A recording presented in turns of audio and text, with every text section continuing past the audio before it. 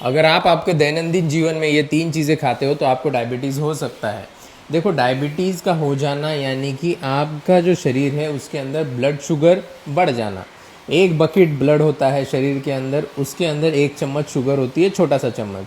वो 1 चम्मच का अगर 2 चम्मच हो गया तो आपको डायबिटीज़ है। तो इससे हमें शुगर से नहीं डरना है, हमें बस ये 3 चीज़ों से डरना है, बिकॉज इसके वजह से देखा गया है रिसर्च में कि डायबिटीज़ होती है। नंबर 1 चीज़ है जो कि आपने एक्सपेक्ट भी नहीं किया था, मिल्क।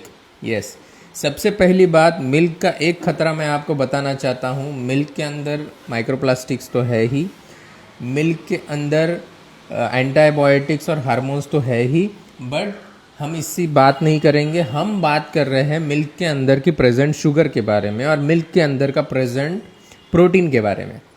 ओके, मिल्क के अंदर बीटा कैसिन प्रोटीन होता है और ये जो प्रोटीन है, अगर हमारे शरीर ने इसको नहीं पचाया, ओके, प्रोटीन जो होता है वो एक चेन ऑफ अमाइनो एसिड होता है, वो अगर नहीं टूटेगा सही तरीके से तो इंडिविजुअल अमाइनो एसिड नहीं होंगे, हमारे शरीर में नहीं आएंगे।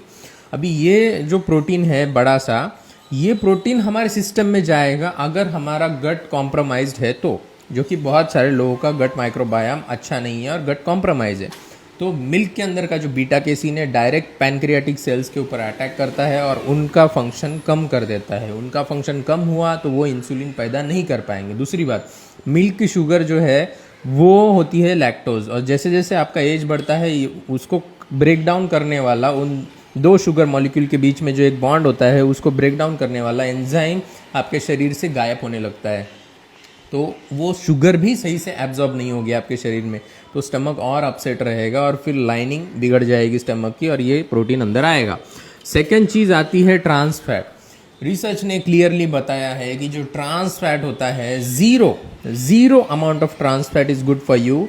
इसका कोई रास्ता नहीं है हमारे शरीर के अंदर। अलग अलग टाइप ऑफ फैट होता है, मूफा होता है, पूफा होता है, उसके बाद सैचुरेटेड फैट होता है, बट ट्रांस फैट यानी कि जो आपका फैट है मूफा या पूफा, उसके अंदर के जो बॉन्ड्स है जो सिस कॉन्फ़िगरेशन में है वो ट्रांस में हो जाते हैं।